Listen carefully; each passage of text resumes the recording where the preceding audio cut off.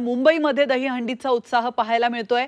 मात्र या उत्साहामध्ये अपघात होऊन आतापर्यंत 41 गोविंदा जखमी झाल्याची माहिती मिळते। सरकारी आणि खासगी रुग्णालयात जखमी गोविंदांना भरती करण्यात आलं असून त्यांच्यावर उपचार सुरू असल्याची माहिती मिळते।